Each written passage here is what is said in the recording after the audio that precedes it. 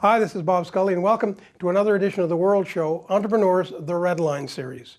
This week, an interesting story that is also a cautionary tale. We've all heard about offshoring, when manufacturing and jobs leave North America for supposedly lower wage countries where conditions might be better business-wise at least, and then reshoring, when a company discovers it's not quite so, and they come back here. Well, this week you're going to hear about an example of no-shoring.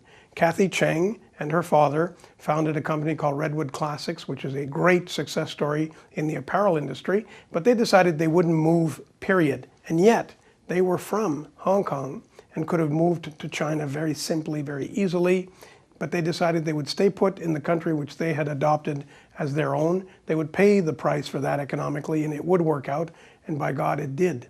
And in the meantime, the link between father and daughter grew much closer, and Kathy Cheng, in one of the most moving moments of this entrepreneur series, pays tribute to the man she calls her best friend and her mentor and her teacher. Here's Kathy Cheng. Kathy Cheng, I used to think that CMT, because I see that acronym in my business a lot, was country music television. Yes. And it is, but it's also something else in your business. What does it mean? Cut, make, trim. And what is that? Cut, make, trim means we're cutting the fabric, we're making it and sewing the apparel together or the garment together and trimming it as in finishing it. And you do that for clients, basically? Yes, we do. Sort of a private label concept, something we're very familiar with in grocery stores. Yes. But it exists also for clothing. Absolutely, it does exist for clothing. Not a lot of people know of it, but yeah, that is how it happens. So somebody who might have a great idea to design something will come to you with drawings. How does it start? It starts with they come up with a concept and or they could give us samples and we reference it. Ideally in our business we like to ask for a technical package, so essentially it lays out the details of how they would like the garment constructed, what material to use, and you know, if there's any embellishing or anything special like that to make that product unique to that particular brand. And can you spot a winner? I mean, all of these people that come to you, garments will come out of it, but not necessarily sales.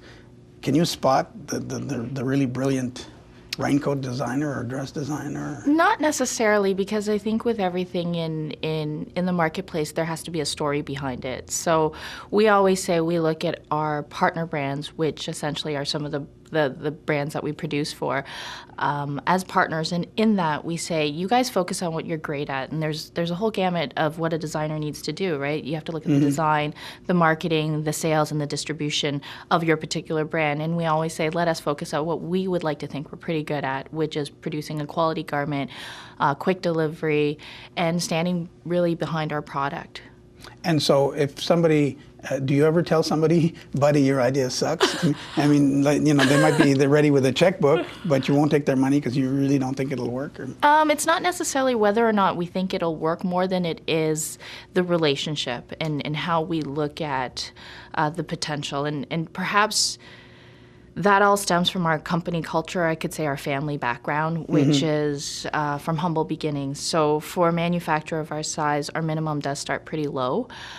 And that's because my father started the business with his siblings as a really small contractor, you know, specializing in cut, make, trim only. And like a tailor, really. Like a well, yeah, like almost like a really specialized tailor shop. And they started in 1988.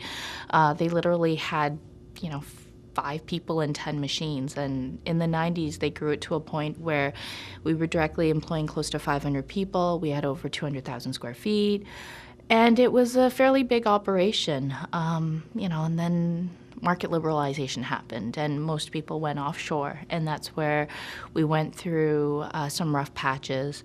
As well, in the last, we also had a retail division that wasn't doing as healthy as we'd like it to do. And then come 2008, and you know, we had the recession, and by this time, lots of people have gone offshore, and we've got a monster here. And we say, what do we do as a family? Often, I guess we could have been like a lot of textile families in Canada and probably would have retired or gone into another trade.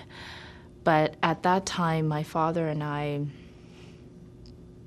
we kind of looked back at really where we were in our life right now, how our family got here, and it really was our extended family, which is a lot of the individuals and the craftsmen that are at the back of our factory floor working with us. So, And it's interesting that you could have, since you're of Chinese origin, yes. you could have joined the party and said, Yes. okay, well, we're going to go offshore too. We Yeah. have the cultural bridges that are needed. Yeah. You didn't want to. Your father didn't want to. No, we didn't, because we're very fortunate. I mean, my dad and I will chat, or my family will say, can you imagine if we stayed in Hong Kong?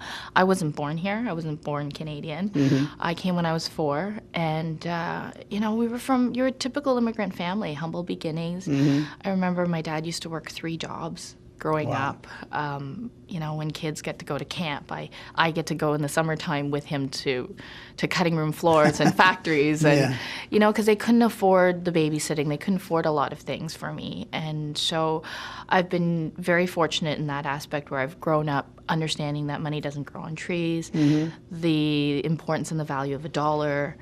And so, but at the same time, being in Canada has given us so much opportunities, and part of that opportunity was when him and his siblings started the factory. So it's really, it's loyalty. It is loyalty to this country. I guess I never really thought of it that way, but we just, when we had the opportunity to perhaps retire, we felt very strongly that we wanted to give back to this country that's given us so much. And the standard economic answer to offshoring, when you don't want to be part of offshoring, is higher productivity through machinery and better processes and so on. So I would guess that your company, your father's company, did a lot of that. Yes. Tried to be cutting edge. Yes, we did. So even as a manufacturer, we try to modernize an otherwise very old trade, and things like using technology for, we, instead of buying systems, we actually built our own enterprise systems to help us maintain and to control our production. Like software. Software.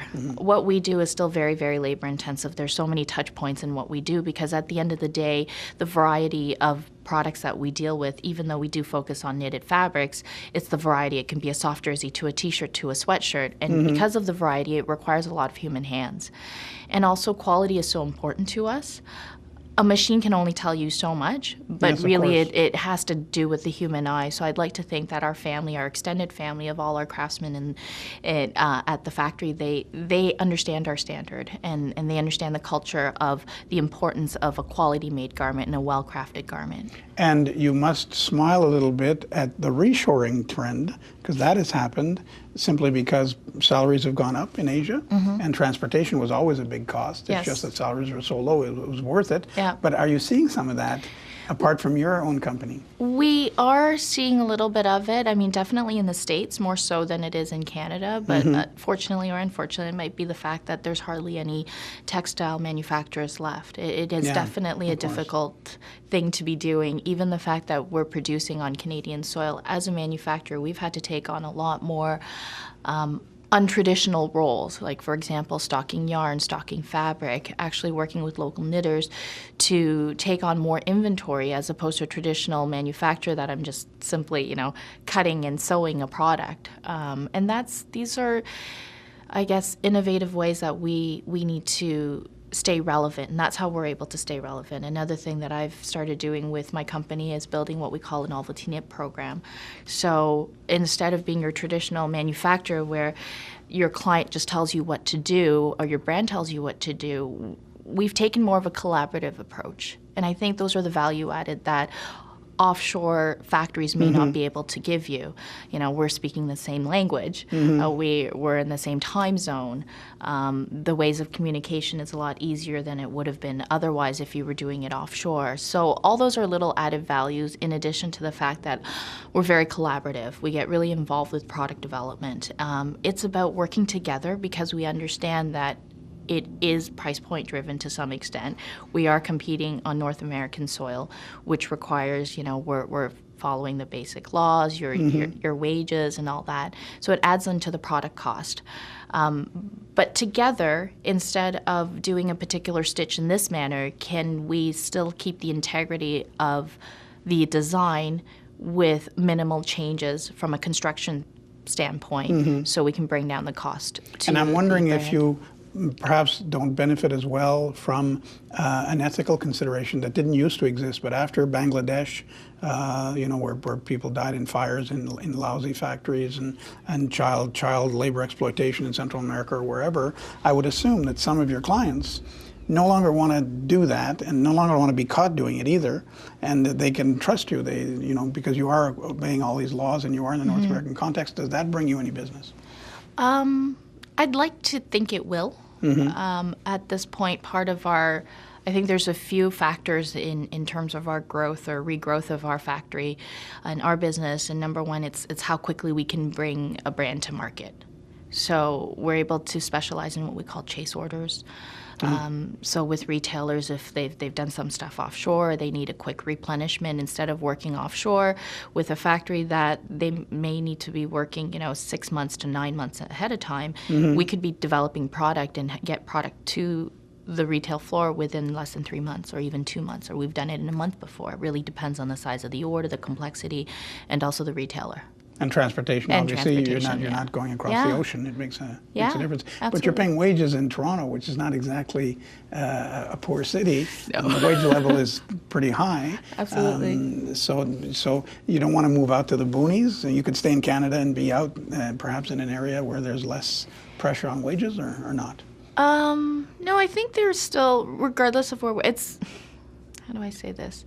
We're looking for the cream of the crop. I mean, that's how we're able to maintain our quality. And having said that, it's not just a cultural shift, right? It's also having the skilled laborers and our skilled craftsmen that and we have to be close to them. Obviously, and being close to them means that we stay in Toronto. And I started out with this, of course, I'm sure that's not a major part of your clientele, the lady or the guy who thinks he has a great idea for a line of clothing and has a checkbook, but I would assume it's mainly established department stores or people who come to you. What is the clientele? It's actually a really wide gamut of brands that we produce for, anywhere from major retailer brands to upstarts. We do work with upstarts. And again, it goes back to where our humble beginnings came from. Everyone started somewhere. And, someone gave my father an opportunity. So it's a matter of paying it forward and giving back. Similar to why we want to stay in Canada, it's giving back to the country. Why do we, take on new brands or upstart brands? It's not necessarily because I think they have a great idea. It's an investment. Every brand that we produce for, there's a lot of subsidization that we do on our end. So, for example, if we put them through our sample shop, what we charge as an initial proto sample is quite minimal relative to the amount of work that we put in there. So to help them. We help them because, again, everyone has to start somewhere. So it's giving that opportunity to start somewhere. And therefore you are, in that sense, trying to pick a winner too. If you're going to help them, you want them to have a chance to begin with. Yeah, I guess you could say that. We are picking the winners. And is there a particular, do I look at their business plans? No. Do I look at, sometimes it's a gut feeling. And I guess that's part of being an entrepreneur, right? Yeah, we're very much about guts and based on experience and also